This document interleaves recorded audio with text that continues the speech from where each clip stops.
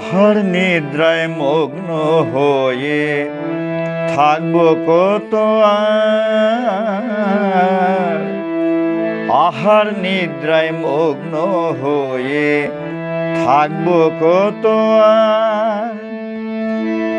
কর্মযোগী হব মোরা দেখুকে সংসার কর্মযোগী হব মোরা দেখুকে সংসার গীতা বলে কর্মই ধর্ম কর্মে তুষ্ট ভগবান গীতা বলে কর্মই ধর্ম গীতা বলে কর্মই ধর্ম কর্মে তুষ্ট ভগবান নানা নিষ্কর্মা হয়ে থাকবো না আর থাকবো না থাকবো না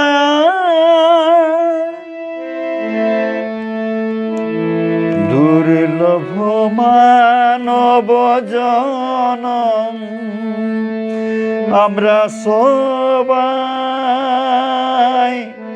মানুষ মানুষের সন্তান আমরা সবাই মানুষ মানুষের সন্তান পশুর মতো কেন কাটাবো দিন হেলায় এ যে কেন এত অপমান আমরা সবাই মানুষ মানুষের সন্তান যে পথে পশু ধায় সে পথে না যাব যে সব ধরে ওরা খায় সেসব মোরা নাহি খাব মহাজনের পথে হব অনুগামী এ যে মহা অভিযান আমরা সবাই মানুষ মানুষের সন্তান আমরা সবাই মানুষ মানুষের সন্তান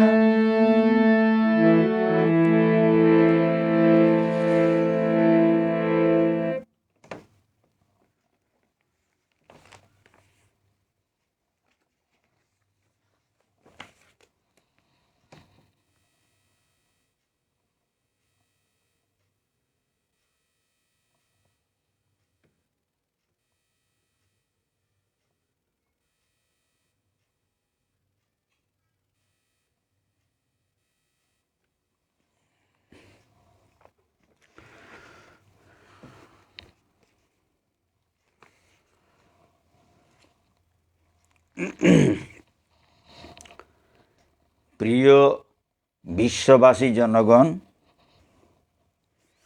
আজ আমার স্বরচিত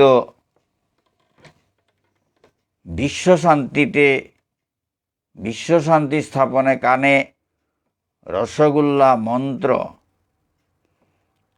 গ্রন্থের ষষ্ঠ অংশ পাঠ করে শোনাব।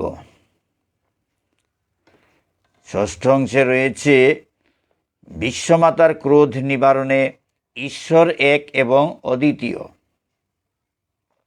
ঈশ্বর এক এবং অদ্বিতীয় এই কবিতা পাঠ করে শোনাব এবং কিছু বিশ্লেষণ করব, ব্যাখ্যা করে শোনাব।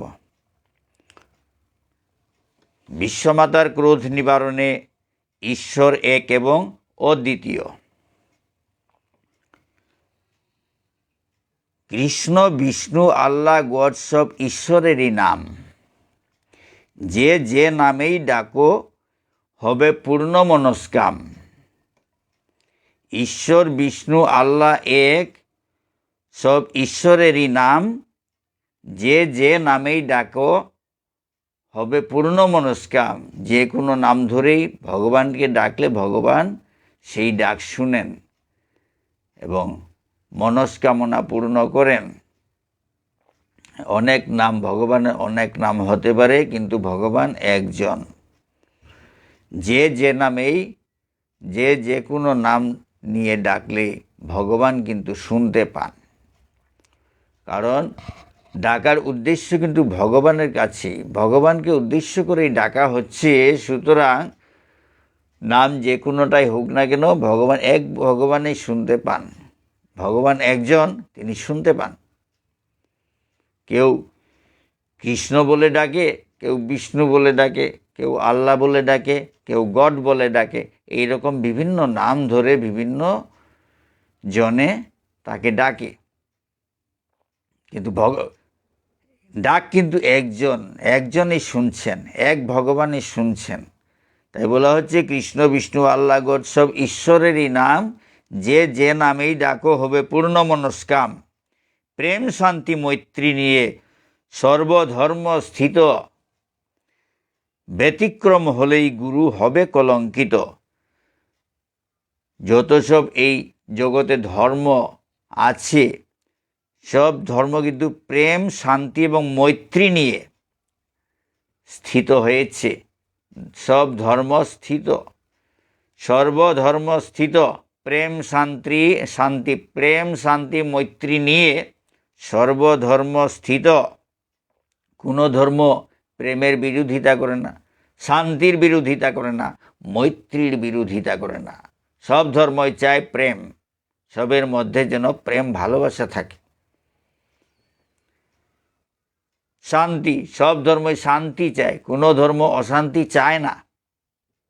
মৈত্রী, সবের সঙ্গে বন্ধুত্ব স্থাপন করা, বন্ধুত্বের ভাব নিয়ে থাকা সব ধর্মই চায়।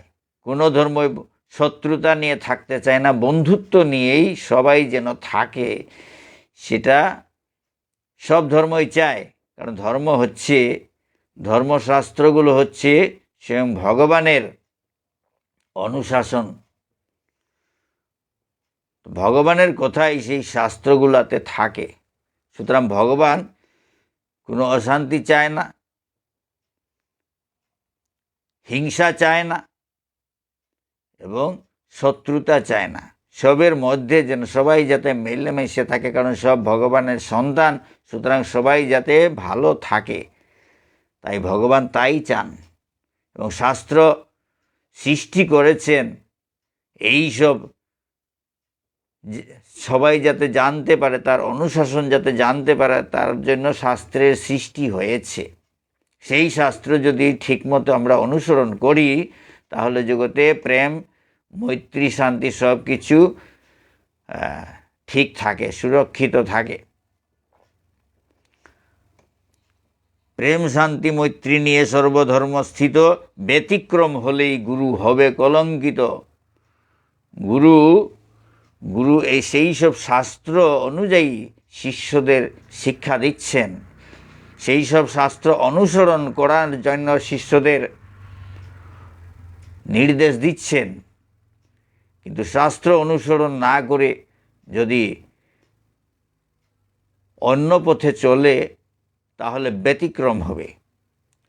ব্যতিক্রম, শাস্ত্র অনুযায়ী সবাইকে চলতে হয়।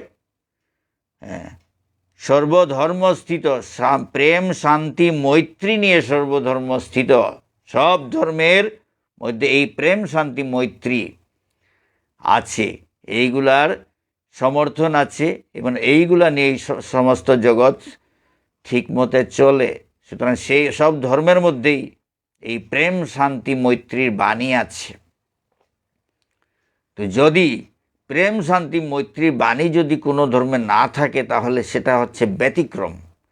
ব্যতিক্রম হলেই গুরু হবে কলঙ্কিত। ধর্মশাস্ত্র তো ব্যতিক্রম হয় না, কিন্তু যারা অনুসরণ করে তারা ব্যতিক্রম সৃষ্টি করে। যদি এইরকম ব্যতিক্রম সৃষ্টি করে তাহলে তাদের গুরু কলঙ্কিত হয়। কারণ গুরুর নির্দেশ অনুযায়ী শিষ্য চলাফেরা করে, সব কিছু করে, কিন্তু যে শিষ্য শাস্ত্রের বিরুদ্ধে, শাস্ত্রের মানে নিয়ম মেনে না চলে, শাস্ত্রের অনুশাসন মেনে না চলে, তাহলে গুরুর নির্দেশও সে মান্য করল না। আর গুরু তো শাস্ত্র অনুযায়ী চলার নির্দেশ দিচ্ছেন, কিন্তু শিষ্য যদি শাস্ত্র অনুসরণ না করে তাহলে সেই বদনামটা কিন্তু গুরুর কাছে যায়। তাই গুরু হবে কলঙ্কিত। শিষ্য যদি খারাপ কাজ করে বদনাম পায় কে? তার গুরু নির্দেশ দিয়েছেন বলেই শিষ্য এইভাবে কাজ করছে, এই ধারণা সবার মনের মধ্যে জাগে। তাই এই শিষ্যের অপরাধে গুরুদেব কলঙ্কিত হন। তাই বলা হচ্ছে প্রেম শান্তি মৈত্রী নিয়ে সব ধর্ম স্থিত। এখানে পরিষ্কার বলা হয়েছে প্রেম শান্তি মৈত্রী নিয়ে সর্বধর্ম স্থিত। যদি কেউ ধর্মের নাম করে অন্য কাজ করেন, শাস্ত্র বিরোধী কাজ করেন, শাস্ত্রের কথা না মেনে যদি শাস্ত্র বিরোধী কাজ করেন, তাহলে তার জন্য গুরুদেব কলঙ্কিত হন, তার গুরুদেব কলঙ্কিত হবেন। গুরু এইভাবে শিক্ষা দিয়েছেন, সুতরাং সেই গুরুর বদনাম হয়। কেন এইভাবে শিক্ষা দিলেন?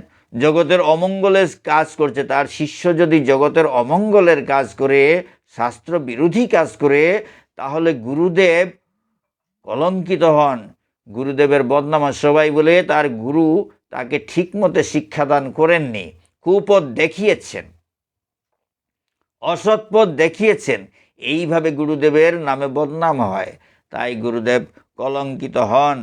যাতে গুরুদেবের বদনাম না হয়, গুরুদেব যাতে কলঙ্কিত না হয়, সেইভাবে শিষ্যদের আচরণ করতে হয়। কিন্তু তার যদি ব্যতিক্রম হয়, প্রেম শান্তি মৈত্রী যদি না মেনে চলে, প্রেম শান্তি মৈত্রীর বাণী যদি অনুসরণ না করে হিংসার পথ যদি অবলম্বন করেন, অশান্তির পথ যদি অবলম্বন করেন, শত্রুতার পথ যদি অবলম্বন করেন, তাহলে শাস্ত্রের বিরোধিতা হলো, গুরুদেবের নির্দেশের বিরোধিতা হলো। কিন্তু সবাই মনে করবে কি, তার গুরুদেবই তাকে এইভাবে নির্দেশ দিয়েছেন বলে ভাববে, সুতরাং গুরুদেবের বদনাম হবে, গুরুদেব কলঙ্কিত হবেন। এদিকে ধর্ম যদি দেখান, সেই শিষ্য যদি না আমার ধর্ম অনুযায়ী আমি কাজ করছি, তাহলে ধর্মও কলঙ্কিত হবে এবং তার গুরুদেবও কলঙ্কিত হবে। অনুচিত কর্ম করে গুরুর আদেশ বলো, এত আবর্জনা কেন গুরুর মাথে ফেলো। অনুচিত কর্ম করে গুরুর আদেশ বলো, এত আবর্জনা কেন গুরুর মাথে ফেলো। অনেকে এইরকম অনুচিত কর্ম করে বলে আমাদের গুরুদেবের আদেশ, তাই আমরা এইভাবে করছি, এই রকম করা কি উচিত? তাই বলছে অনুচিত কর্ম করে গুরুর আদেশ বলো, এত আবর্জনা কেন গুরুর মাথে ফেলো।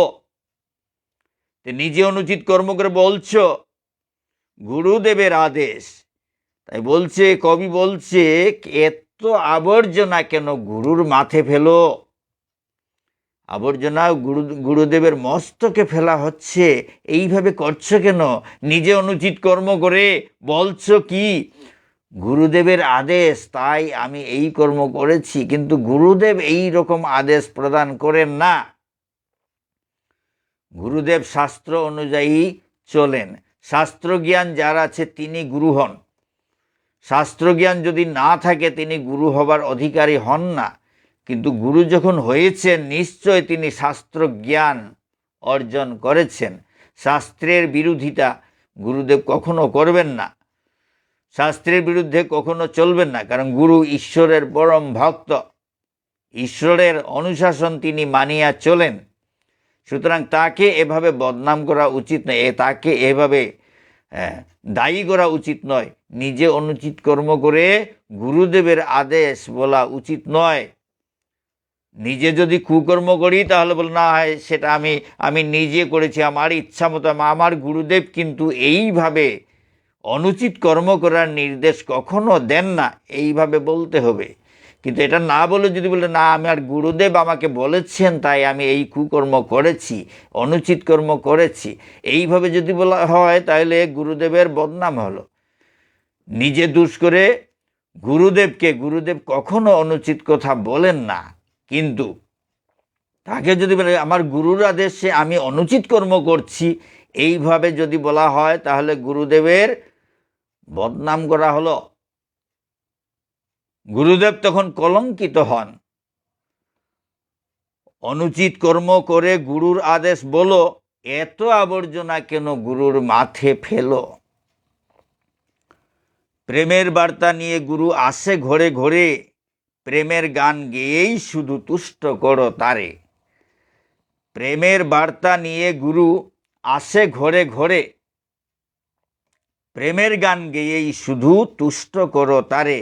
গুরুদেব প্রেমের বার্তা নিয়ে আসেন ঘরে ঘরে, গুরুদেব প্রেমের বার্তা নিয়ে আসেন, প্রেম ভালোবাসার বার্তা নিয়ে আসেন।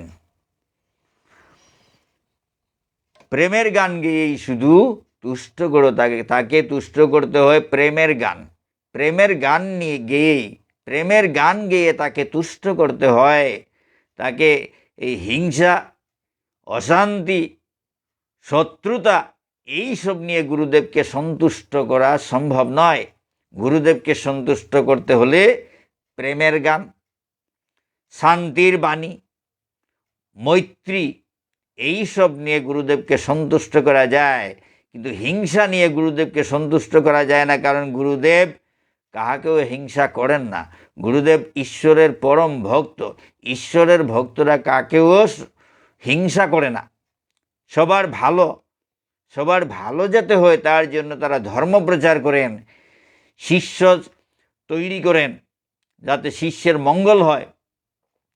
শিষ্যকে হিংসা শেখানোর জন্য, অশান্তি সৃষ্টি করার জন্য অনুপ্রাণিত করেন না।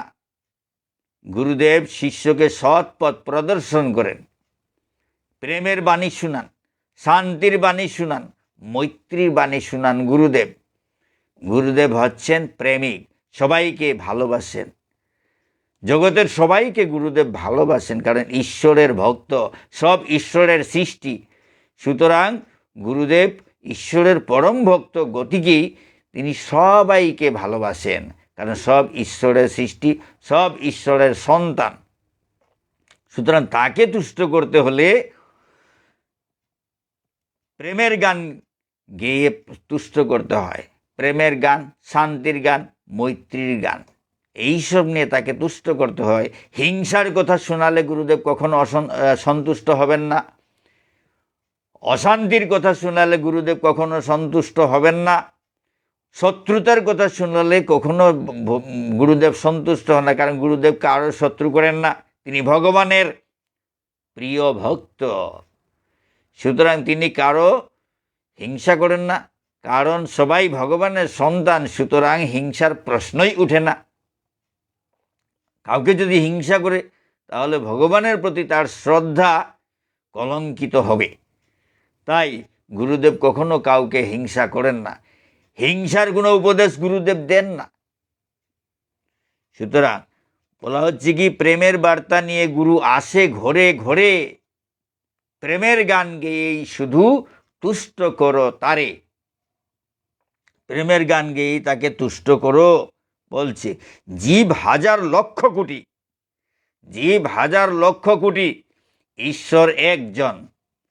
জীব হাজার লক্ষ কোটি, ঈশ্বর একজন। একজনেই খেলা পাতায় খেলোয়াড় বহুজন।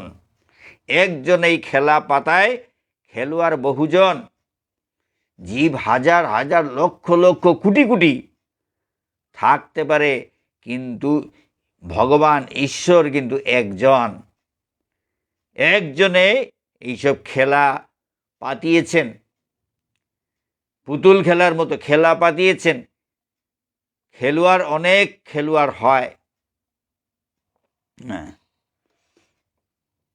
একজনেই খেলা কিন্তু একজনেই পাতায়, আর খেলোয়াড় বহুজন হয়। একজনেই খেলা পাতায়, খেলোয়াড় বহুজন। আমরা সবাই খেলোয়াড়, আমরা খেলছি। এই ভগবানের এই পাতানো খেলায় আমরা খেলছি, আমরা খেলোয়াড়। তিনি মানে আমাদেরকে খেলার জন্য নিয়োজিত করেছেন, তার খেলার মাঠে নিয়োজিত করেছেন, সেই হিসাবে আমরা খেলছি। তাকে সন্তুষ্ট করার জন্য আমাদের খেলতে হবে, এবং না চাইলেও আমাদের খেলতে হয়, কারণ উনি যখন চান আমরা খেলবো, তো আমরা খেলতে বাধ্য। উনার ঈশ্বরের ইচ্ছা বিনা পত্র নাহি নড়ে। ঈশ্বর আমাকে এই খেলায় নিয়োজিত করেছেন, আমাদের এই খেলায় নিয়োজিত করেছেন। জীব হাজার লক্ষ কোটি, ঈশ্বর একজন। একজন এই খেলা পাতায়, খেলোয়াড় বহুজন। এই সংসারটা একটা খেলার মাঠ, সমস্ত জগৎ একটা খেলার মাঠ। আর আমরা সবাই, যত জীব জন্তু প্রাণী আছে, সবাই এই মাঠের খেলোয়াড়। বিভিন্ন রকম খেলা খেলছেন, আমরা খেলছি। উনি আমাদের ভগবান ঈশ্বর আমাদের নিয়োজিত করেছেন, আমরা খেলতে বাধ্য। উনি যেরকম যারে জয়ীছে নাচায় সে তৈছে করে নৃত্য, তিনি যেভাবে নাচাচ্ছেন সেইভাবে আমাদের নাচতে হয়। আমাদের ইচ্ছায় কোনো কিছু হয় না, উনার ইচ্ছায় সব কিছু হয়, ঈশ্বরের ইচ্ছায় সব কিছু হয়। উনি খেলা পাতিয়েছেন, আর আমরা সেই খেলার মাঠে খেলা করছি।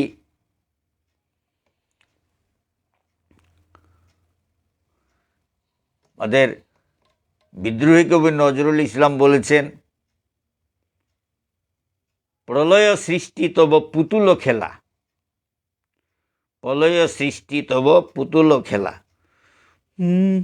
প্রলয় সৃষ্টি তব পুতুল খেলা,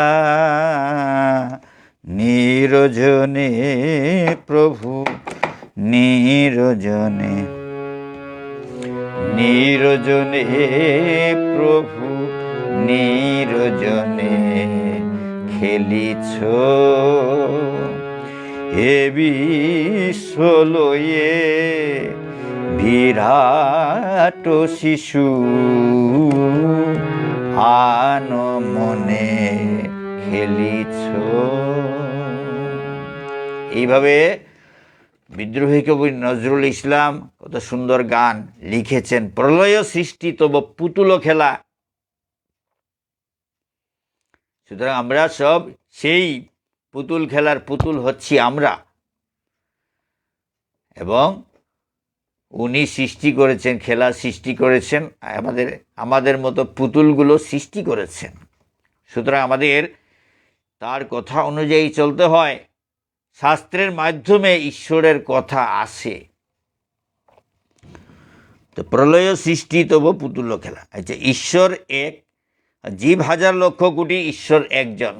জীব হাজার লক্ষ কোটি, ঈশ্বর একজন। একজন এই খেলা পাতায়, খেলোয়াড় বহুজন। এই হচ্ছে খেলোয়াড়। তো অনেকজন থাকতে হবে, অনেক রকমের খেলা চলে এই মাঠে। ঈশ্বরের এই বিরাট মাঠে কত রকমের খেলা চলে। সুতরাং সেই রকম আমরা ঈশ্বরের ইচ্ছা অনুযায়ী খেলা করি। ঈশ্বর এক অদ্বিতীয়, নাম ভিন্ন ভিন্ন।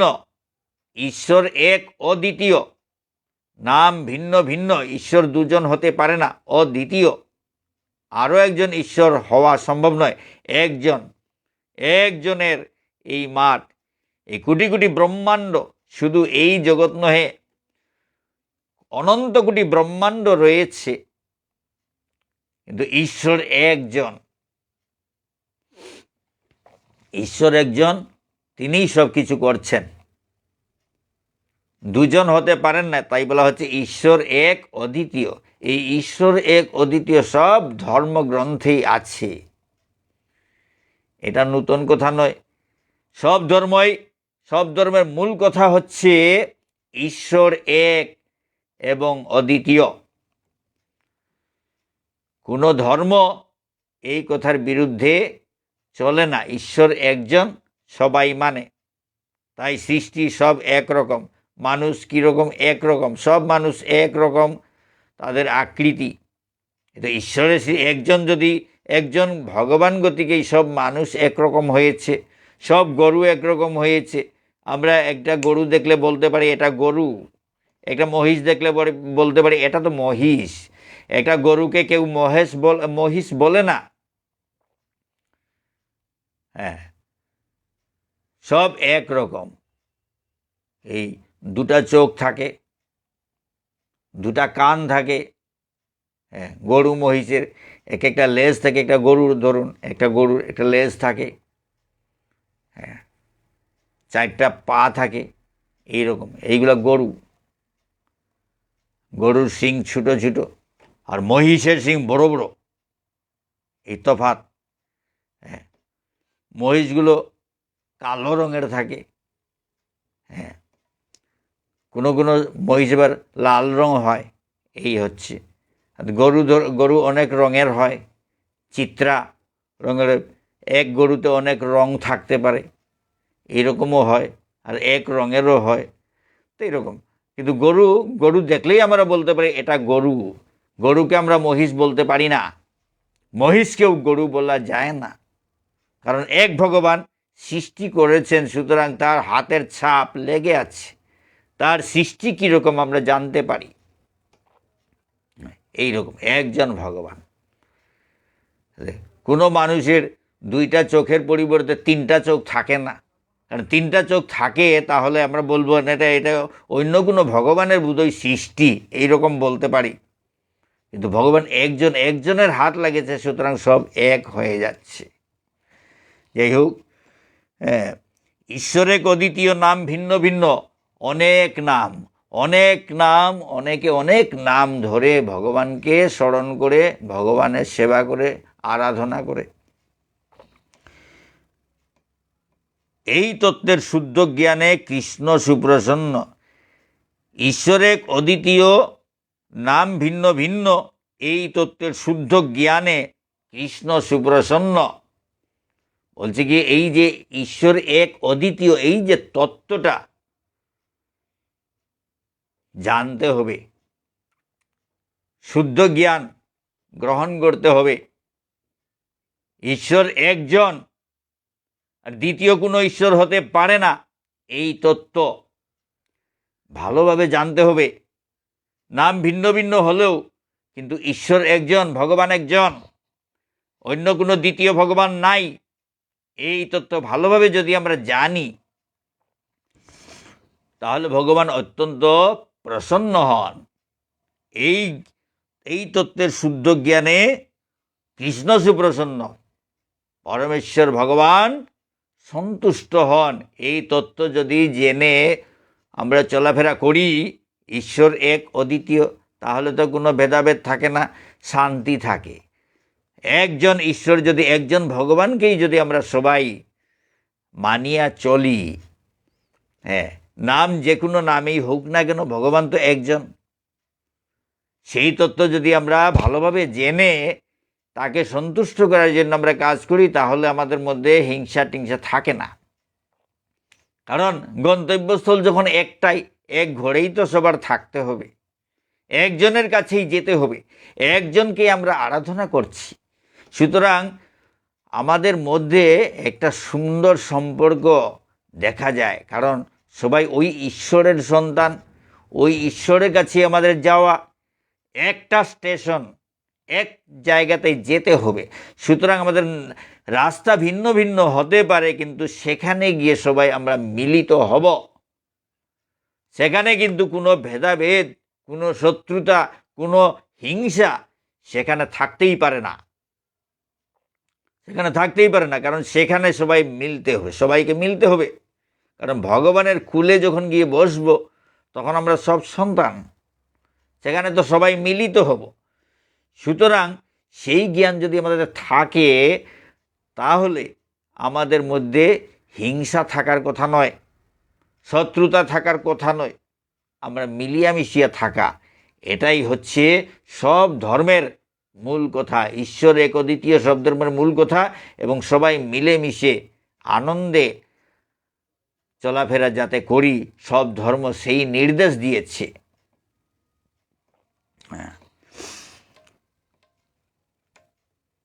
এই তত্ত্বের শুদ্ধ জ্ঞানে কৃষ্ণ সুপ্রসন্ন, এই তত্ত্ব যদি আমরা শুদ্ধভাবে গ্রহণ করতে পারি তাহলে ভগবান সন্তুষ্ট হন।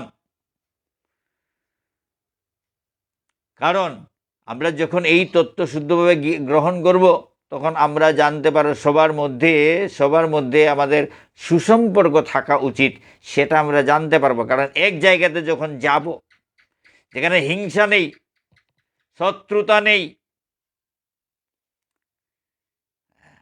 তারপরে অশান্তি নেই, সেখানে আমাদের যেতে হবে। তাহলে আমাদেরকেও প্রস্তুত হবে সেরকম আগে থেকেই। কারণ আমরা যদি সেই সব হিংসা যদি বর্জন করতে না পারি, অশান্তি যদি বর্জন করতে না পারি, শত্রুতা যদি বর্জন করতে না পারি, এইসব ভাব যদি বর্জন করতে না পারি, তাহলে সেই স্থানে থাকার আমরা উপযুক্ত হতে পারি না, ভগবানের কাছে যেতে পারি না। কারণ এই সব ভাব সরাতে হবে, কারণ সেখানে এই সব চলে না। আর সেখানে যদি আমাদের উদ্দেশ্য থাকে ভগবানের কাছে যাওয়ার, তাহলে আমাদেরকে শুধরাতে হবে। কারণ আগে থেকে প্রস্তুত হবে, উপযুক্ত হওয়ার জন্য চেষ্টা করতে হবে, হিংসা ত্যাগ করতে হবে, অশান্তি ত্যাগ করতে হবে, শত্রুতা ত্যাগ করতে হবে, এই সব অভ্যাস করতে হবে। তাহলে সেখানে গিয়ে ভগবানের কুলে বসতে পারবো, ভগবানের সান্নিধ্যে থাকতে পারবো। ঈশ্বর তো একজন, এক এবং অদ্বিতীয়। ঈশ্বর এক অদ্বিতীয়, সুতরাং একজনের কাছেই আমরা সবাই যখন যাব, তাহলে এই সব আবর্জনা সরাতে হবে, হিংসা ছাড়তে হবে, অশান্তি ছাড়তে হবে, শত্রুতা ছাড়তে হবে।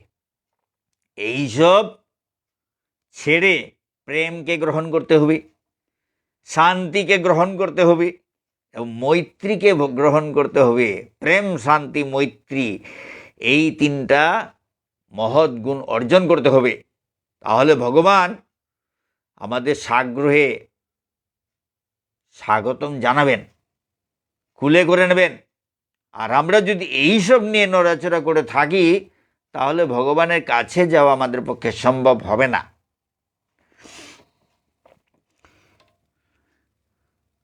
তারে যদি ভাগ করে খণ্ড খণ্ড করি, সমাজ খণ্ড খণ্ড হয়, দেখো বিচারি।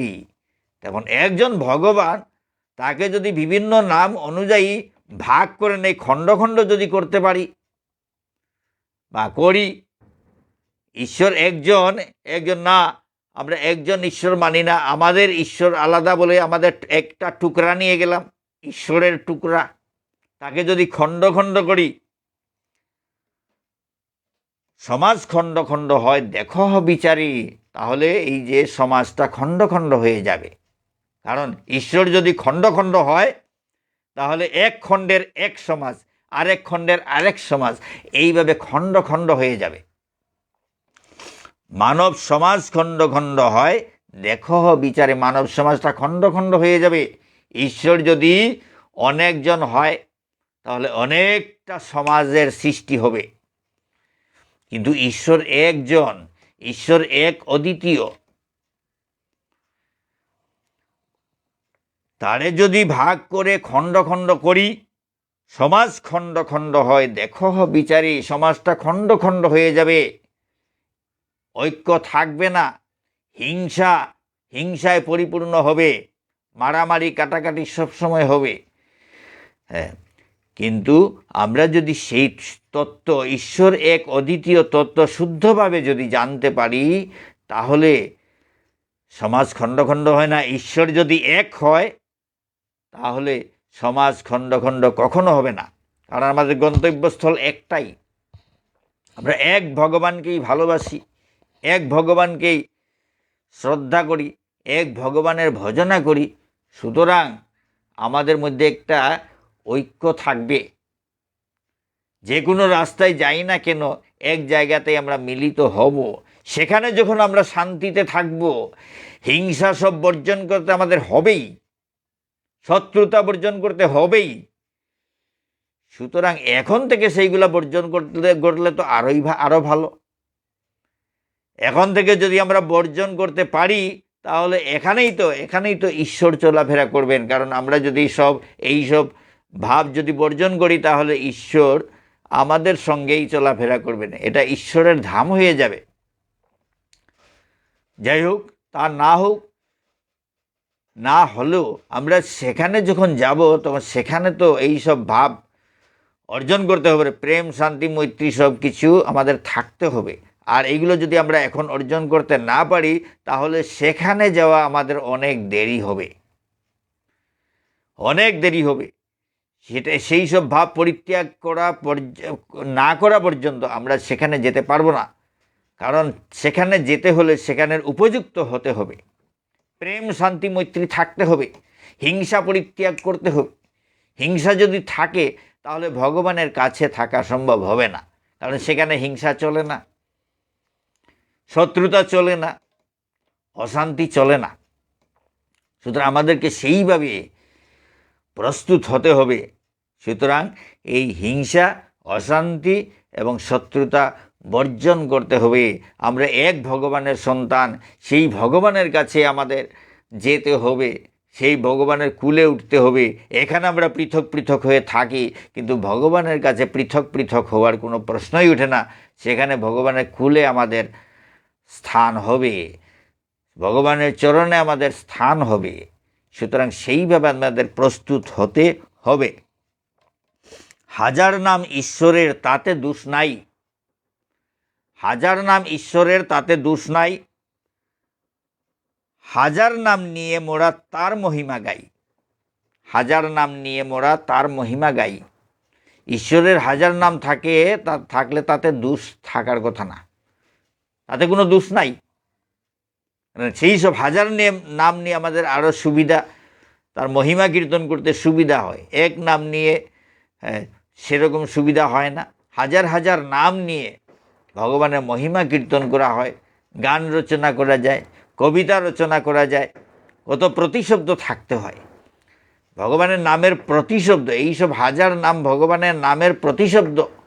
প্রতিশব্দ যত বেশি হবে গান রচনা করতে সুবিধা হয়, তার মহিমা কীর্তন করতে সুবিধা হয়। শুধু একটা নাম নিয়ে আর ওই রকম মহিমা কীর্তন করা সেরকম সুবিধা হয় না। গান রচনা করতে অসুবিধা হয়, কবিতা রচনা করতে অসুবিধা হয়, মহিমা কীর্তন করতে অসুবিধা হয়। তাই হাজার নাম ঈশ্বরের তাতে দোষ নাই। হাজার নাম নিয়ে মোরা তার মহিমা গাই। হাজার নাম নিয়ে আমরা তার মহিমা কীর্তন করি। নরলীলায় কৃষ্ণের হয় 108টা নাম। 108 জন হয় না কেন কৃষ্ণগুণ ধাম। নরলীলায় কৃষ্ণের হয় 108টা নাম। 108 জন হয় না কেন কৃষ্ণগুণ ধাম। এই যে নরলীলায় মনুষ্যরূপে ভগবান যে লীলা করেছেন কৃষ্ণের রূপ ধরে, কৃষ্ণ নামে এই ধরাধামে ভগবান লীলা করেছেন। তখন ভগবানের 108টা নাম, ভগবান শ্রীকৃষ্ণের 108টা নাম। কিন্তু 108টা নাম হয়েছে বলে কি 108 জন কৃষ্ণ হয়ে গেছেন? 108 জন হয় না কেন কৃষ্ণ গুণধাম। কৃষ্ণ তো একজনই, কৃষ্ণর নাম 108টা, তাই বলে কি কৃষ্ণ 108 জন হয়েছেন? না, কৃষ্ণ 108 জন নয়, শুধু একজনই কৃষ্ণ। মা যশোদার সন্তান কৃষ্ণ একজনই। নন্দ মহারাজার সন্তান কৃষ্ণ একজনই। নাম অনেকটা, 108টা কৃষ্ণের নাম, কিন্তু 108 জন কৃষ্ণ নয়, একজনই কৃষ্ণ। নরলীলায় কৃষ্ণের হয় 108টা নাম। 108 জন হয় না কেন কৃষ্ণ গুণ ধাম। 108 জন হয় না, কৃষ্ণ একজনেই কৃষ্ণ, কিন্তু নাম কিন্তু 108টা। হাজার নাম ঈশ্বরের ঘরেই ঈশ্বরের ঘরেই সবার অন্তিমে হয় স্থান, তত্ত্ব নাহি জানি খুঁজি ভিন্ন ভিন্ন স্থান। ঈশ্বরের ঘরেই সবার অন্তিমে হয় স্থান।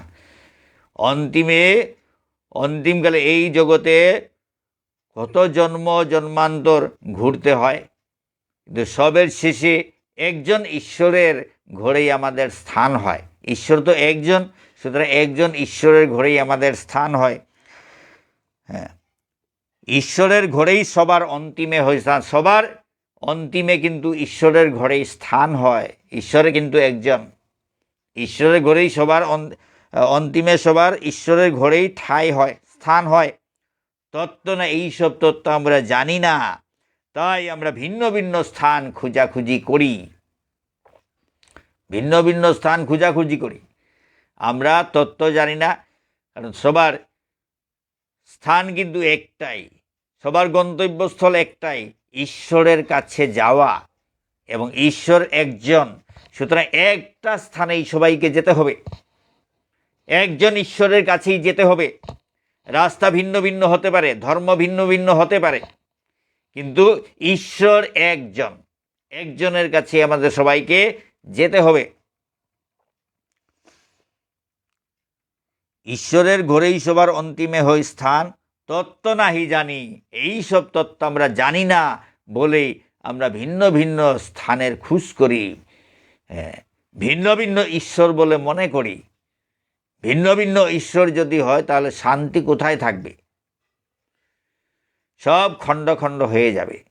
তাই ঈশ্বর একজন, একজন গতিকেই সব ঠিক থাকে, খণ্ড খণ্ড হয় না। একজনই সৃষ্টি করছেন, একজনই চালাচ্ছেন, ওই একজনই সব কিছু করছেন। ঈশ্বরের ইচ্ছা বিনা পত্র নাহি নড়ে। আমাদের ইচ্ছায় কি ভগবান খণ্ড খণ্ড হয়ে যাবেন? ঈশ্বরকে আমরা কি খণ্ড খণ্ড করতে পারি? অনেক নাম ধরি বলে কি আমরা খণ্ড খণ্ড করতে পারি? হ্যাঁ, নাম অনেক হতে পারে, কিন্তু ঈশ্বর একজন। সবাইকে একজন ঈশ্বর, এক ঈশ্বরের ঘরেই সবাইকে যেতে হবে, সেখানে থাকতে হবে। ভগবান ছাড়া আর কোথায় যাব? ঈশ্বর তিনি পাঠিয়েছেন, তার কাছেই তো যাব ফিরে। তিনি আমাদের প্রেরণ করেছেন এই জগতে তার খেলার সহযোগিতার জন্য। খেলা শেষ হয়ে গেলে তার কাছে ফিরে যেতে হয়। আমরা মায়ার বন্ধনে আবদ্ধ হয়ে তার কাছে সহজে ফিরে যেতে পারি না, সেটা আমাদের দোষ। আমরা ভগবানকে চিনি না, যিনি পাঠিয়েছেন তাকে সেই রকম সম্মান দিতে জানি না। তিনি যে শাস্ত্র প্রণয়ন করেছেন সেই সব শাস্ত্রকে আমরা অনুসরণ করতে পারি না। তাই আমরা এই জগতের মায়ায় আকৃষ্ট হয়ে এটাই আমাদের আসল স্থান মনে করে আমরা ভগবানকে ভুলে যাই, তার শাস্ত্র অনুসরণ করি না। শাস্ত্র অনুসরণ করলে সব আমরা জানতে পারি, কিন্তু জানার চেষ্টা আমরা করি না। তাই আমরা এই সংসারকে আঁকড়ে ধরে বসে আছি, এই সংসারের স্বার্থ নিয়ে, এই সংসারের আনন্দ নিয়ে আমরা মত্ত হয়ে আছি। কিন্তু এখানে ভগবান পাঠিয়েছেন, যিনি পাঠিয়েছেন তার কাছে ফিরে যাওয়াই তো নিয়ম, কিন্তু আমরা সেখানে যেতে চাই না। আমরা এখানে একজনের সঙ্গে আর একজনের মানে বিভিন্ন জনের সঙ্গে ঝামেলা করা, ঝগড়াঝাটি করা, স্বার্থ নিয়ে লড়াই করা, এই সব নিয়ে মত্ত হয়ে আছি। কিন্তু যে উদ্দেশ্যে আমরা এসেছি সেই উদ্দেশ্য বলে আমাদের পাঠানো হয়েছে, যিনি পাঠিয়েছেন তার কাছে যাওয়া সেটা আমাদের কর্তব্য। কিন্তু তাকে আমরা গুরুত্ব না দিয়ে আমরা নিজের স্বার্থ নিয়ে লড়াই করছি, তাই আমরা সহজে ঈশ্বরের কাছে ফিরে যেতে পারি না। ব্রহ্মা থেকে শুরু করে ক্ষুদ্র পিপীলিকা, ব্রহ্মা থেকে শুরু করে ক্ষুদ্র পিপীলিকা, সবার মালিক হয় কৃষ্ণ, রাধা হয় মালিকা। সবার মালিক হয় কৃষ্ণ, রাধা হয় মালিকা। ব্রহ্মা থেকে শুরু করে, ব্রহ্মা থেকে সৃষ্টিকর্তা ব্রহ্মা, সৃষ্টিকর্তা ব্রহ্মা বিধি, ব্রহ্মাকে বিধি বলা হয়, সৃষ্টিকর্তা বলা হয়। ব্রহ্মা ঈশ্বরেরই একটা রূপ, ঈশ্বরের একটা অংশ। সৃষ্টিকর্তা সৃষ্টিকার্যে তাকে নিয়োজিত করেছেন। পরমেশ্বর ভগবান কিন্তু একজন, তিনি এইসব অংশগুলোকে নিয়োজিত করেন, বিভিন্ন কাজে নিয়োজিত করছেন।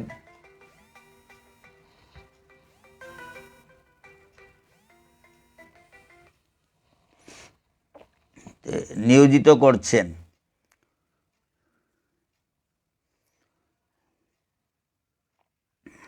ব্রহ্মা থেকে শুরু করে ক্ষুদ্র পিপীলিকা, সবার মালিক হয় কৃষ্ণ, রাধা হয় মালিকা। এখন রাধা কৃষ্ণ, আমাদের হিন্দু ধর্মে রাধা কৃষ্ণ, কৃষ্ণ হচ্ছেন পরমেশ্বর ভগবান, রাধা হচ্ছেন তার লাদিনী শক্তি। ভগবানের একটা শক্তি আছে, বিভিন্ন শক্তি নিয়ে ভগবান জগৎকে পরিচালনা করেন। সেই শক্তির মধ্যে রাধা হচ্ছেন লাদিনী শক্তি, আহ্লাদিনী শক্তি। ভগবান নিজের আনন্দের জন্য শ্রীমতী রাধারানীকে সৃষ্টি করেছেন, তিনি ভগবানকে আনন্দ প্রদান করেন। শ্রীমতী রাধারানী ভগবানকে আনন্দ প্রদান করেন, সেই শক্তি শ্রীমতী রাধারানীর আছে, অন্য কারো কাছে সেই শক্তি নাই, সেরকম শক্তি নাই। একমাত্র শ্রীমতী রাধারানী ভগবানকে সন্তুষ্ট করতে পারে, তাই শ্রীমতী রাধারানীকে বলা হয় লাদিনী শক্তি, আহ্লাদিনী শক্তি। আহ্লাদিত করেন বলে আহ্লাদিনী শক্তি হচ্ছেন শ্রীমতী রাধারানী। তাই বলা হচ্ছে সবার মালিক হয় কৃষ্ণ, রাধা হয় মালিকা। রাধারানীকে মালিকা বলা হয়েছে, মালিকা নেই, রাধারানীকে বলা হয়েছে মালিকা। তিনি হচ্ছেন মালিক এবং রাধারানী হচ্ছেন মালিকিনের স্ত্রীলিঙ্গ, স্ত্রীলিঙ্গ, মালিকের স্ত্রীলিঙ্গ মালিকা। জীবের সুখে সুখী হয় এই মাতা পিতা, তাদেরকে আমরা মাতা পিতা বলেও সম্বোধন করতে পারি। তাই বলা হচ্ছে জীবে, কারণ ভগবান তো, ঈশ্বর তো জগৎ পিতা, জগৎ পিতা ভগবান।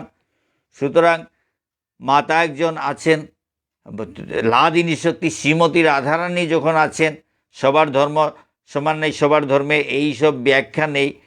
যাই হোক, আমাদের হিন্দু ধর্মে এই শ্রী রাধা কৃষ্ণ যখন বৃন্দাবনে এসেছিলেন, আবির্ভূত হয়েছিলেন, তখন শ্রীমতী রাধারানীকে সঙ্গে আমরা পেয়েছিলাম। তে শাস্ত্র মতে শ্রীমতী রাধারানী হচ্ছেন ভগবান শ্রীকৃষ্ণের লাদিনী শক্তি। বিভিন্ন শাস্ত্র আছে, শুধু বৃন্দাবনের এখানে সব কিছু, তার আগেও যে শাস্ত্রগুলো আছে সেই সব শাস্ত্রে বর্ণিত আছে শ্রীমতী রাধারানী হচ্ছেন শ্রীকৃষ্ণের লাদিনী শক্তি।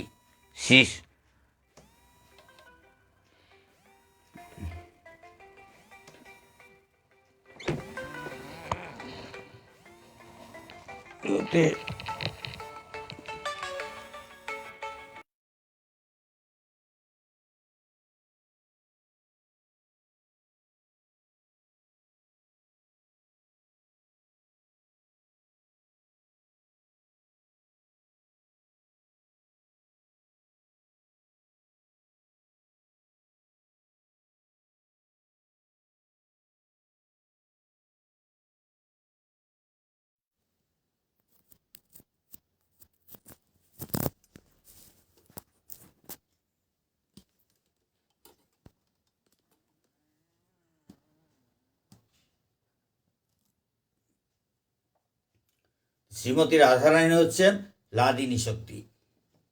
হ্যাঁ, সবার মালিক হয় কৃষ্ণ, রাধা হয় মালিকা।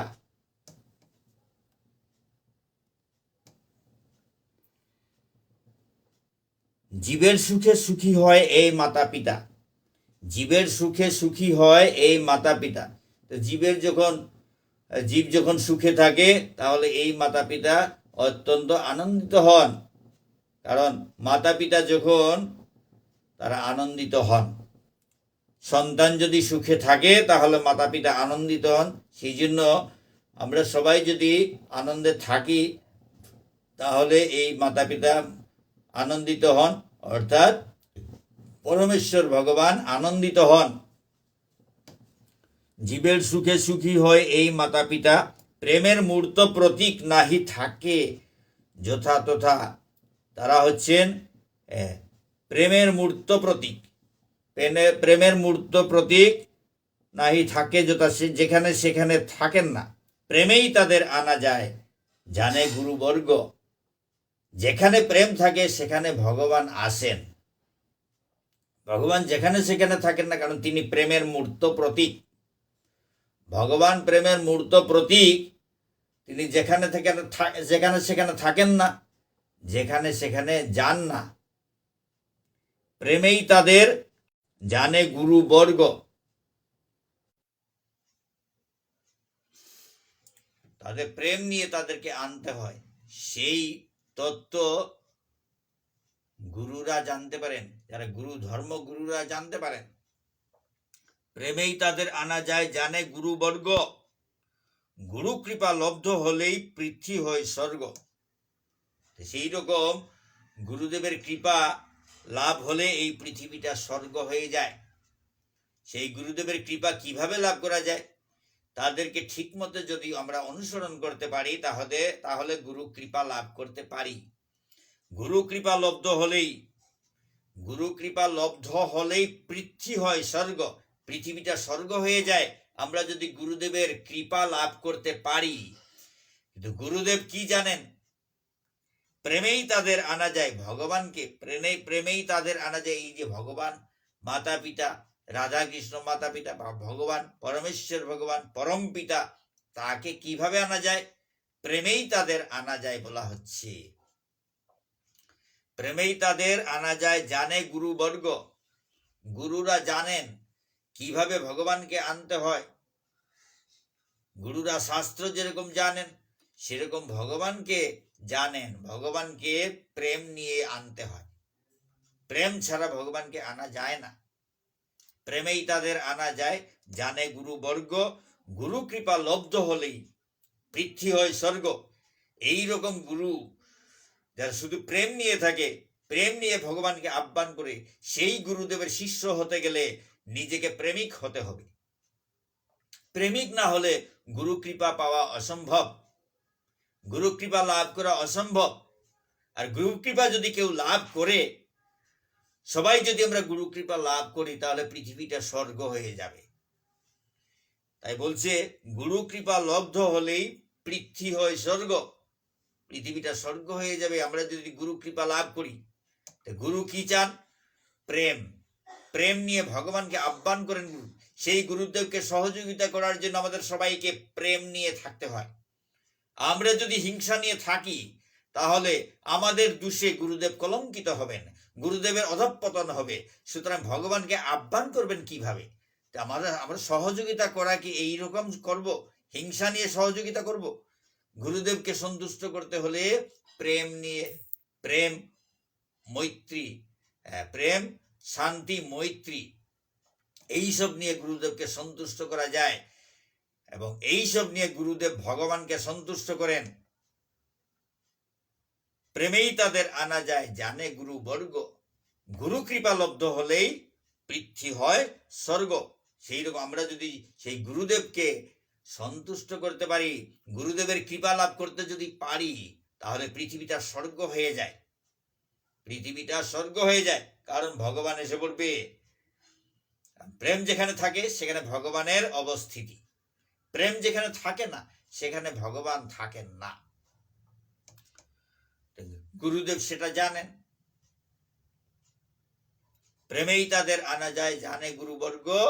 গুরু কৃপা লব্ধ হলেই পৃথ্বী হয় স্বর্গ। আমরা যদি গুরু কৃপা লাভ করতে পারি, তাহলে পৃথিবীটা স্বর্গ হয়ে যাবে। আর গুরু কৃপা কিভাবে লাভ করব? প্রেম শান্তি মৈত্রী। প্রেম শান্তি মৈত্রী নিয়ে গুরু কৃপা লাভ করা যায়। এছাড়া গুরু কৃপা লাভ করা সম্ভব নয়, কারণ গুরুদেব প্রেম শান্তি মৈত্রী নিয়ে ভগবানের ঈশ্বরের সাধনা করেন।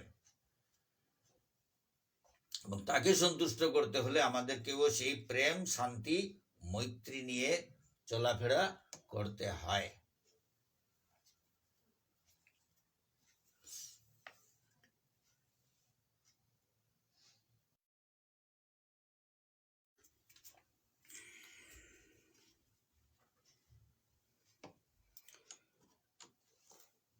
সব ধর্মগুরুর মুখে শুনি এক কথা। সব ধর্মগুরুর মুখে শুনি এক কথা, ঈশ্বর এক অদ্বিতীয়, তাতেই সব গাথা। ঈশ্বর এক অদ্বিতীয়, তাতেই সব গাথা। সব গুরুর মুখে এক কথা শুনি, সেই কথাটা হচ্ছে ঈশ্বর এক এবং অদ্বিতীয়। ঈশ্বর একজন, দ্বিতীয় ঈশ্বর নাই বলছে সব গুরু, সব ধর্মগুরু বলছেন ঈশ্বর একজন, দ্বিতীয় কোনো ঈশ্বর নাই। সব ধর্মগুরুর মুখে শুনি এক কথা। এই পৃথিবীতে যত ধর্ম আছে সব ধর্মের, সব গুরুদের মুখে এক কথাই শোনা যায়। সব ধর্মের মূল কথা হচ্ছে ঈশ্বর এক এবং অদ্বিতীয়, তাতেই সব গাথা। এই তত্ত্বের মধ্যে সব গাথা আছে। এই তত্ত্বের মধ্যে প্রেম, শান্তি, মৈত্রী সবকিছুই গাথা আছে। কিভাবে জগতে চলাফেরা করব, কিভাবে গুরুকে সন্তুষ্ট করতে পারবো, কিভাবে ভগবানকে সন্তুষ্ট করতে পারবো, সব কিছু এই তত্ত্বের মধ্যেই আছে।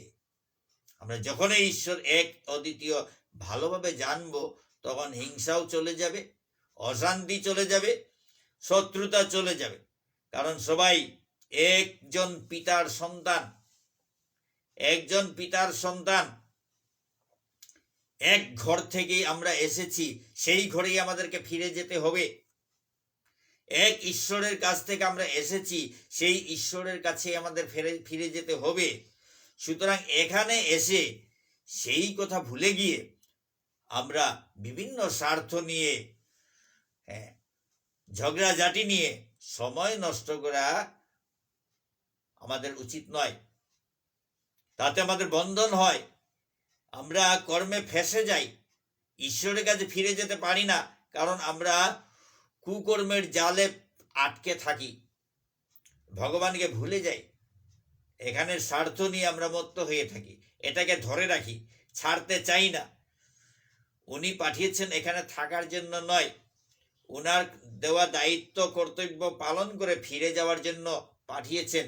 কিন্তু আমরা সেই সব দায়িত্ব ভুলে গিয়ে নিজের ইন্দ্রিয় তৃপ্তির জন্য আমরা এখানে ঝগড়াঝাটি করছি, সময় নষ্ট করছি, ছেড়ে যেতে চাই না, ভগবানের কাছে ফিরে যেতে চাই না, ভগবানের কাছে ফিরে যেতে চাই না।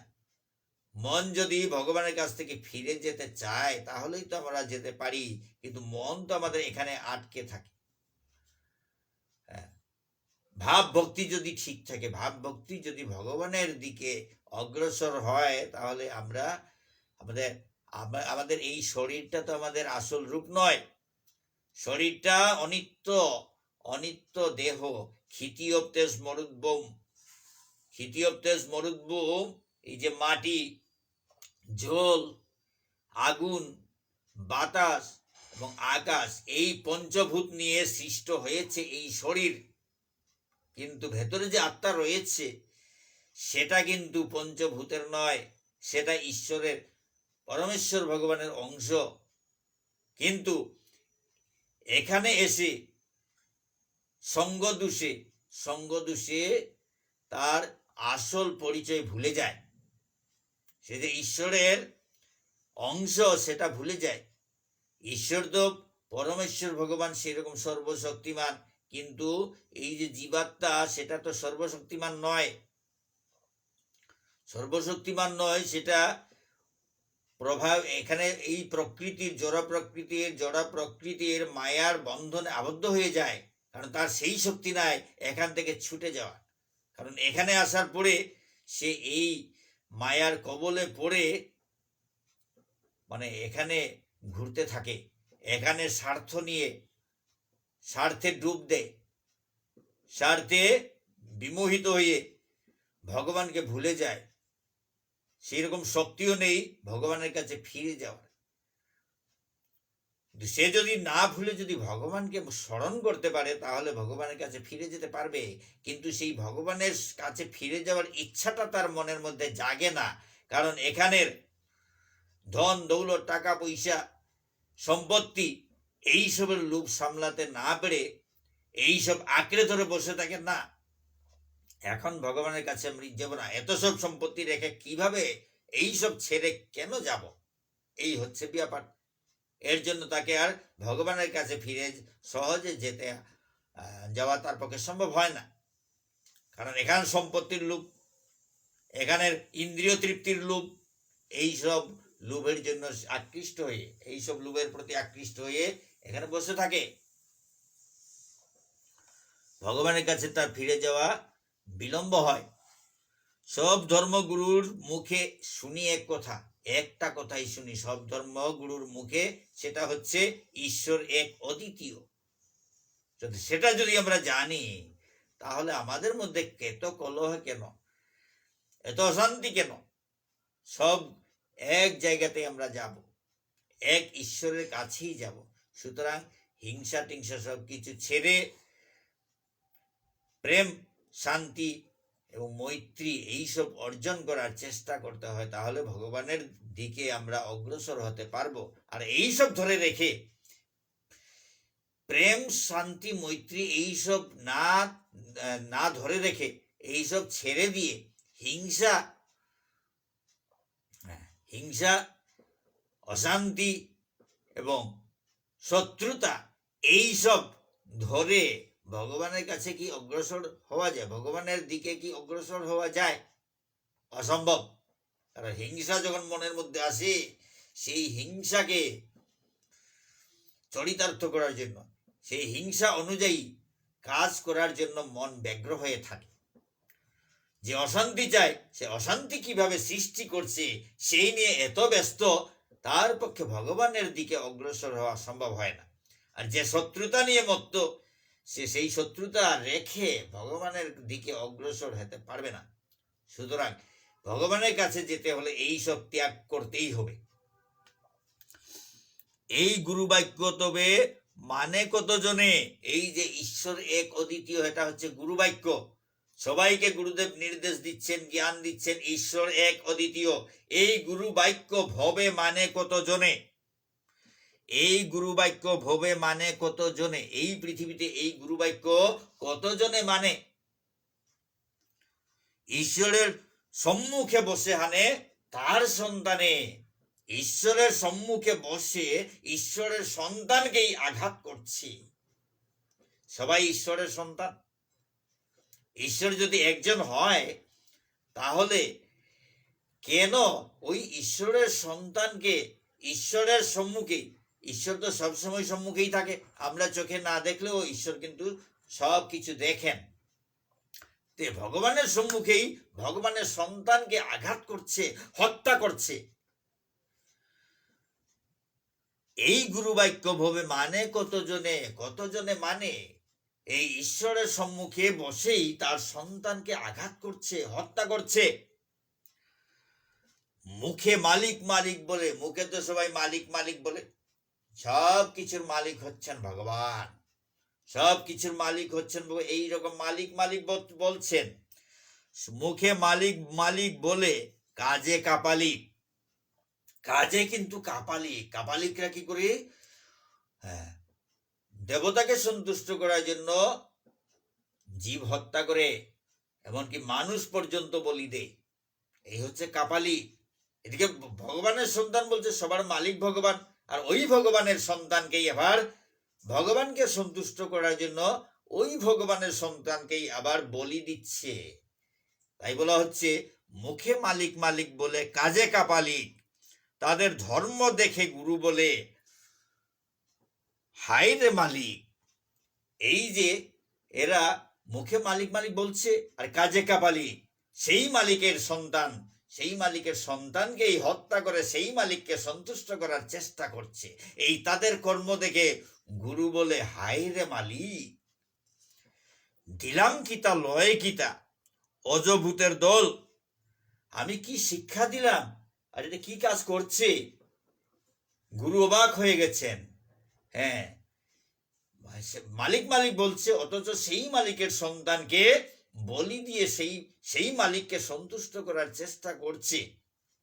এই তাদের কর্ম দেখে তার গুরুদেব বলছে আমি কি শিক্ষা দিলাম, আমি এত সুন্দর শিক্ষা দিলাম, কিন্তু এ করছে কি? দিলাম কিতা লয় কিতা, দিলাম কিতা লয় কিতা অজভূতের দল, কুসংস্কার ছাড়তে না রে, ভালো নাই তার ফল। এরা তাদের সেই কুসংস্কার ছাড়তে পারছে না। আমি শিক্ষা দেওয়া সত্ত্বেও আমার শিক্ষা সে গ্রহণ করতে পারছে না, তাদের সেই কুসংস্কার নিয়েই বসে আছে। সুতরাং বলছে কুসংস্কার ছাড়তে না রে, ভালো নাই তার ফল। তো কুসংস্কার ছাড়তে পারছে না, এটার ফল কিন্তু ভালো হবে না, ফল কিন্তু ভালো হবে না।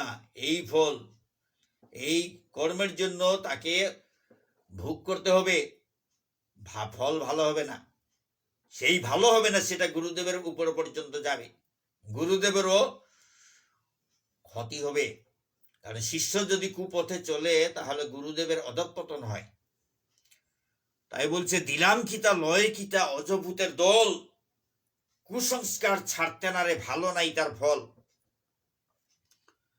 চিন্তা করি কেমনে তাদের ছাড়িয়া আমি ভাগি, কুল দিয়া হইলাম আমি অপরাধের ভাগী। এদের কুল দিয়া, এই শিষ্যগুলারে কুল দিয়া গুরুদেব নিজেকে অপরাধের ভাগী মনে করছেন। গুরুদেব বলছেন কি, কুল দিয়া হইলাম আমি অপরাধের ভাগী। এদেরকে কুল দিয়া, এই পাষণ্ডদের কুল দিয়া আমি অপরাধের ভাগী হয়ে গেলাম। চিন্তা করি কেমনে তাদের ছাড়িয়া আমি ভাগি। এখন চিন্তা করতেছি কিভাবে এদেরকে ছাড়িয়া, এদেরকে ছেড়ে আমি পলায়ন করি। গুরুদেব পলায়ন করার চিন্তা করছেন তার শিষ্যদের কাণ্ড কারখানা দেখে। হ্যাঁ, দিলাম কিতা লয় কিতা অজভূতের দল, কুসংস্কার ছাড়তে না রে, ভালো নেই তার ফল। এদের কাছ থেকে, এই কুসংস্কারের ফল থেকে বাঁচতে হলে আমাদের এদেরকে ছেড়ে পলায়ন করতে হবে। এই রকম গুরুদেব ভাবছেন। চিন্তা করি কেমনে তাদের ছাড়িয়ে আমি ভাগি। নিজের দোষ তুলে দেয় গুরুদেবের ঘাড়ে, মরে রসাতলে দিয়া তারা ফুর্তি করে। নিজের দোষ তুলে দেয়, নিজের দোষ তুলে দেয় গুরুদেবের ঘাড়ে।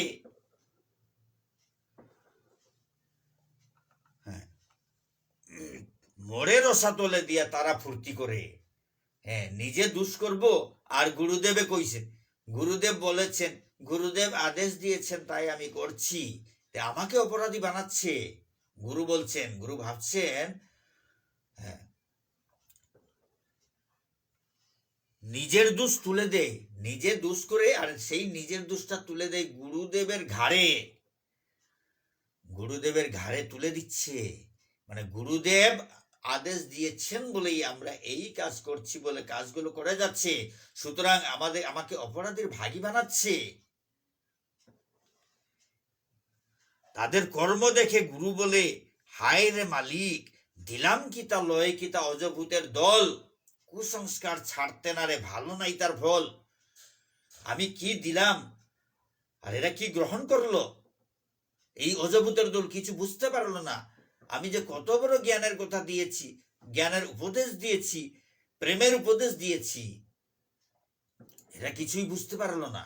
না বুঝে তাদের সেই কুসংস্কার নিয়ে বসে আছে, আর নিজে দুষ করে বলছে কি, আমাদের গুরুদেবের আদেশে আমরা করছি, আমার গুরুদেব ছাড়া আমার গতি নাই, আমাদের গুরুদেব এইভাবে কর্ম করতে বলেছেন তাই আমরা করছি, আমরা গুরুদেবের পরম ভক্ত। এই এরা এই রকম শিষ্য। তাদের কর্ম দেখে গুরু বলে, হায় রে মালিক, দিলাম কিতা লয় কিতা অজভূতের দল, কুসংস্কার ছাড়তে না রে, ভালো নাই তার ফল। নিজের দোষ তুলে দেয় গুরুদেবের ঘাড়ে, মরে রসাতলে দিয়া তারা ফুর্তি করে। আমাকে রসাতলে পাঠাচ্ছে, এই শিষ্যরা কুকর্ম করে আমাকে, আমার অধঃপতন ঘটাচ্ছে, আমাকে রসাতলে পাঠাচ্ছে, পাঠিয়ে ওরা ফুর্তি করছে, আনন্দ করছে, কুকর্মের মাধ্যমে ওরা আনন্দ উপভোগ করছে, আমাকে কিন্তু পাঠাচ্ছে রসাতলে, আমার অধঃপতন হচ্ছে তাদের জন্য। এইভাবে গুরু মহা চিন্তায় মগ্ন। বলছে, কুল দিয়া হইলাম আমি অপরাধের ভাগী। এদের কুল দিয়ে আমি অপরাধীর ভাগী হয়ে গেছে, চিন্তা করি কেমনে তাদের ছাড়িয়ে আমি ভাগি। এখন এদেরকে ছেড়ে আমি কিভাবে পলায়ন করব সেটা চিন্তা করছি। গুরুদেব বলছেন শিষ্যগুলার এই কাণ্ড কারখানা দেখে তাদের কাছ থেকে বেঁচে থাকার জন্য, ছাড়িয়ে যাওয়ার জন্য চিন্তা করছেন, পলায়ন করার জন্য চিন্তা করছেন। সব ধর্মগুরুর মনের দুঃখ তুলে ধরি, সবাই নিজের দোষ খুঁজো, সূক্ষ্ম বিচার করি। এখন সব ধর্মগুরুদের এই রকম বিপদ, এই রকম মনের দুঃখ, শিষ্যগুলা এইভাবে কুসংস্কার নিয়ে ব্যস্ত থাকে, জ্ঞানের দিকে ওদের আকর্ষণ নেই, তো তাদের পুরাতন কুসংস্কার নিয়ে চলাফেরা করছে, গুরুদেবের দেওয়া সেই জ্ঞান গ্রহণ করছে না, গুরুদেবের নির্দেশ পালন করছে না, আদেশ পালন করছে না, ওরা কুকর্ম করে গুরুদেবের অধঃপতন ঘটাচ্ছে। সুতরাং সব গুরুদের মধ্যে এই রকম দুশ্চিন্তা দেখা যাচ্ছে। তাই বলছি সব ধর্মগুরুর মনের দুঃখ তুলে ধরি। এই কবি হিসেবে সব ধর্মগুরুর মনের দুঃখ এই কলমের মাধ্যমে তুলে ধরেছি। সবাই নিজের দোষ খুঁজো। এখন সবাই নিজের, গুরুদেব যখন এই রকম বিপদগ্রস্ত, দুশ্চিন্তাগ্রস্ত, সুতরাং সেই গুরুদেবের যদি দুঃখ মোচন করতে হয় তাহলে সবাই নিজের দোষ খুঁজো, সূক্ষ্ম বিচার করি, সূক্ষ্ম বিচার করে নিজের দোষ অনুসন্ধান করো। বলা হচ্ছে এই কবিতায়, নিজের দোষ জানে যে সেই পরম জ্ঞানী, যে নিজের দোষ জানে সেই হচ্ছেন পরম জ্ঞানী। নিজের দোষ জানে যে সেই পরম জ্ঞানী, শান্তি আনো নিজের নিজের ধর্মশাস্ত্র মানি। শান্তি আনো নিজের নিজের ধর্মশাস্ত্র মানি। অন্য কোনো ধর্ম অনুসরণ করার কথা বলা হচ্ছে না, নিজের নিজের ধর্মেই সব কিছু আছে। সুতরাং নিজের ধর্মশাস্ত্রকে শ্রদ্ধা করে, নিজের ধর্মশাস্ত্রকে শ্রদ্ধা করে শান্তি স্থাপন করো। সবাই নিজের দোষ খুঁজো, সূক্ষ্ম বিচার করি।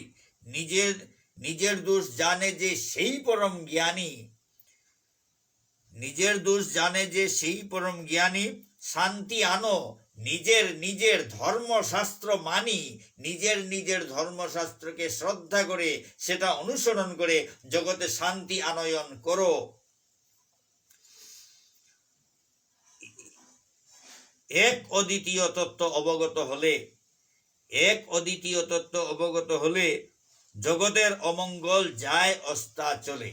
জগতের অমঙ্গল যায় অস্তাচলে। এই ঈশ্বর এক অদ্বিতীয়, ঈশ্বর এক এবং অদ্বিতীয়, এই তত্ত্ব যদি আমরা জানতে পারি তাহলে জগতের অমঙ্গল শেষ হয়ে যাবে, দূরে চলে যাবে, অস্তা চলে যাবে।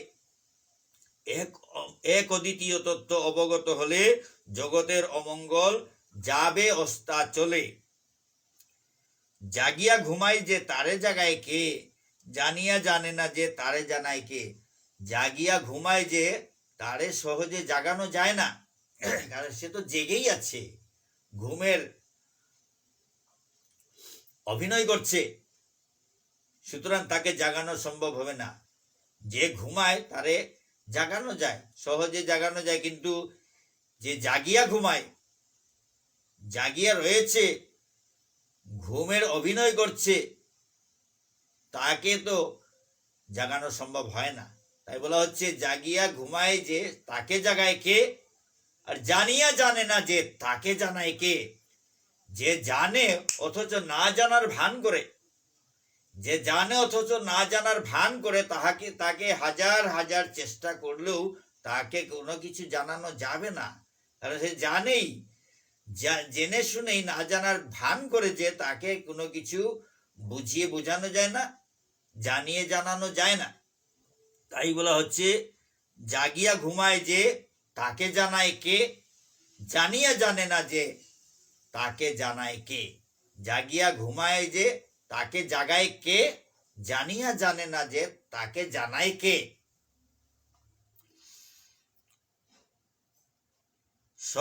সর্বধর্মের মূল এই তত্ত্ব বিচার করো। এই ঈশ্বর এক অদ্বিতীয় হচ্ছে সর্বধর্মের মূল মন্ত্র।